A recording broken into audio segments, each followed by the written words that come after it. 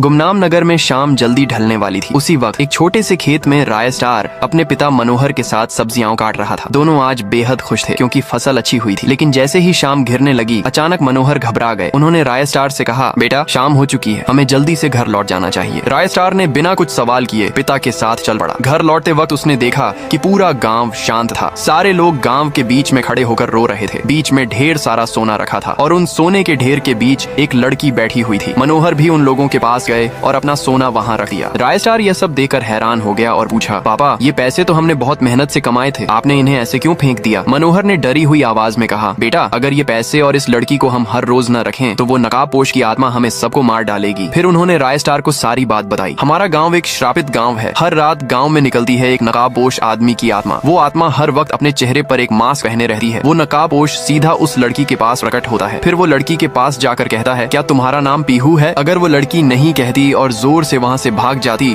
तो वो नकाबपोश गांव के घरों में घुस कर लोगों को मौत के घाट उतार देता है। राय स्टार यह सब सुनकर बहुत डर गया और अपने घर में जाकर छिप गया। रात में राय स्टार सोच रहा था, आखिर ये नकाबपोश कौन है? धीरे धीरे वक्त बदला और राय स्टार बड़ा हो गया, लेकिन गाँव का हाल अभी भी पहले जैसा था। हर रात उस नकाबपोश का गाँव में निकलना और हर सुबह गाँव में लाशें मिलना, इस सब से गाँव के लोग परेशान हो चुके थे। ये देख राय स्टार ने कहा, अब मुझे ही कुछ करना पड़ेगा। फिर उस रात जब सारे गाँव वाले अपने अपने घरों में छिपकर बैठे हुए थे, राय स्टार एक घर की छत पर बैठकर पूरे गांव पर नजर रख रहा था। तभी एक लाल रोशनी के साथ वो नकाबपोश आदमी वहां प्रकट हुआ। आते ही उसने गांव में तबाही मचा दी। पहले गांव के सारे लोगों को मारा और फिर उनकी लाशों के ऊपर खड़ा होकर जोर जोर से हंसने लगा। ये सब देख राय स्टार आग बबूला हो गया और भागते हुए नकाबपोश के सामने जाकर खड़ा हो गया। राय स्टार ने कहा, साले जोकर, क्यों परेशान कर रहा है मेरे गाँव वालों को? और ये पीहू तेरी बीवी का नाम है क्या? नकाबपोश ने कहा, हाँ पीहू मेरी बीवी का नाम है। फिर उसने अपनी कहानी सुनाई। बहुत सालों पहले की बात है। मैं इसी गाँव के कोने में अपनी बीवी पीहू के साथ रहता था। हम दोनों गरीब थे मगर खुश थे। मैंने जितना बन सका उसके लिए किया, लेकिन पीहू को ये सब कम लगा था। उसे बड़े बड़े घर और महंगी गाड़ियां पसंद थी। हमारे गांव में एक अमीर सेठ था, उसके पास वो हर चीज थी जो पीहू को पसंद थी। कई बार तो मैंने उसे पीहू से बात करते हुए भी देखा था, लेकिन मैंने ज्यादा ध्यान नहीं दिया। और एक दिन वही हुआ जिसका डर था। एक दिन जब मैं अमीर सेठ के घर के पास गुजर रहा था, तभी मैंने देखा पीहू की गाड़ी उसके घर के बाहर खड़ी थी। मैं चुपके से अंदर चला गया। फिर जो मैंने देखा उससे मेरा दिल टूट गया। पीहू बिस्तर पर किसी और मर्द के साथ थी। जैसे ही उसने मुझे देखा वो मुझसे माफी मांगने लगी, लेकिन मैंने कहा, अब तो मैं सीधा पुलिस के पास जा रहा हूँ। फिर मैं वहाँ से चला गया। उस वक्त उन दोनों ने मुझे मिलकर मार डाला। उस दिन से मैं 100 सालों से उस पीहू को ढूंढ रहा हूँ और आज मुझे उसका बेटा मिल ही गया। राय स्टार ने पूछा, कौन है वो? नकाबपोश ने कहा, वो और कोई नहीं, तुम हो राय स्टार। राय स्टार की आंखें